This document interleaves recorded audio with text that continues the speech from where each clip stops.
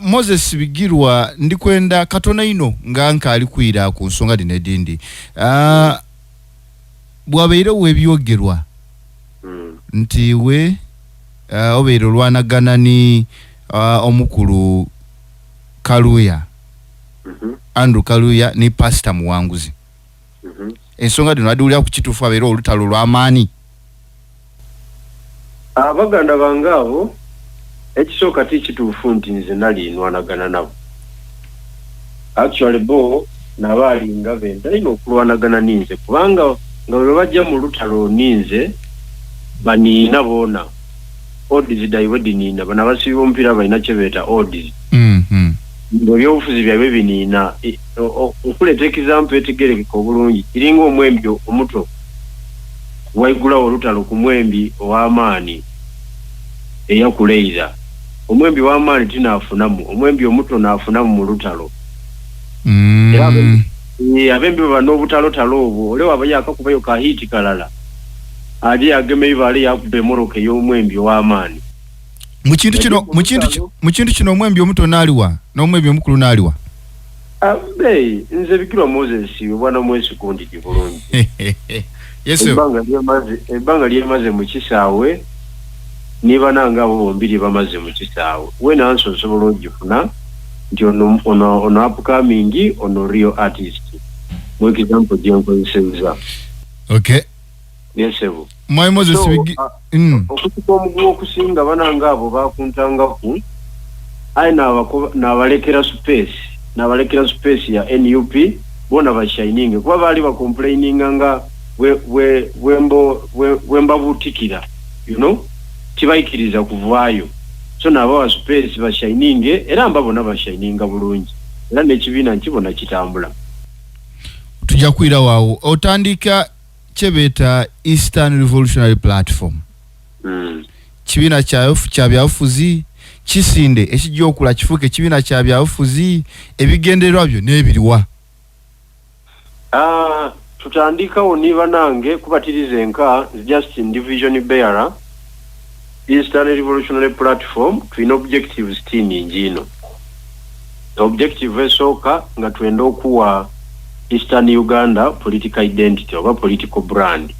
ndiwo bolingirire region edikola Uganda edisinga ekidikulakulaniza dina political brand era mu byobufuzi tidisaaga bw'oli kwogera ku Western Uganda it is purely NRM yoboli kwogeraku era aba Western abona bw'ogire nabo mu debate eyendawulo ku nsonga eddendawulo bwe mutuuka ku kya Museveni aveeku tibayikaanya niiwe kubanga ekintu kyaiwe nekibakulakulaniza era omuntu aliye busoga nga awagire NRM agiwagira mu bukyamu kubange agiwagira lwakuba azira alternative ey'ekikye kire ekintu ky'aba Western bw'ojja mulango lange eyogera UPC era bw'otuuka yobona ng'ebyobufuzi byaiwe byandawulo kubanga ekisooka baali babaire ku mu buyinza wansi wa Milton Obote era bw'ogyerira obonera langalira tawuni yandawulo kuyeidinda ate nga tawuni yeidinda nesingalira okuba obukaire n'okuba strategic ayirira yatubita ku kubanga baali babaire ku mu buyinza but currently baira mu era besololeza wansi wa command ya Jimmy Akena era n'abategeererawo era niwojjayo ng'ofaanana otya tosobola kuwangula Kalulu Mulango sub-region development yaiwe yandawulo bw'ojja mwakyoli Robert Mao ne tiimu ye yaba Gilbert Olanya wa FDC bona kwogeranga ekitole kubanga bayina political brand bali vibrant mu opposition politics era tibamalaga gaba Kalulu fa bw'ojja mu West Nile n'ekirala ekyo nti impact ya Idi Amin ekaliyo era Idi Amin bakamubonera mu Moses Ali olwaleero Moses Ali gwe batwalanga nga omuntu abakiikirira mu government oba oliawo n'okubisaawo ebintu bya West Nile aye nga ali kujja mu myaka 10 musadda mukulu oyo so mweyembeera bw'oyidda mu Central Region is purely NUP as we talk now tosobola kuandamaininga maani ga NUP mu Central Region era abaganda bayina political brand buti jebeta National Unity Platform okay bw'okurosinga noida mu region yaife what is our brand National Unity Platform ojiteire kubaganda ti Uganda ya Buganda wanje ya Buganda in terms of effective support ejosobo ebitanjewo NUP ya Buganda era bobolingirire eno ndabantu je balonda mu east ni mu central yandawulo abantu mu central balonda NUP oba omuntu bamwidi oba kidomola nekiri ku manvuli bo bakiwa kalulu n'abandi babitamu abasinga n'obungi babitiramu mu nsobi contrary to eastern contrary to Busoga nga buyakola ki buyalonda so mweyembeera bakoba nti no twenda katufune political brand 2 twenda eastern Uganda yonefune capacity to bargain for power bargaining power tujizira okuva abazungu we baava wano munkaga n'omulala nkaga n'ebiri Uganda idye ng'etambula ekyusa abakulembeze ab'endawulo abantu b'omu east baire banafu ino in terms of okuparticipatinga mu kuleeta government okusuula government n'okuleeta empyaka titulibibairemu ebyo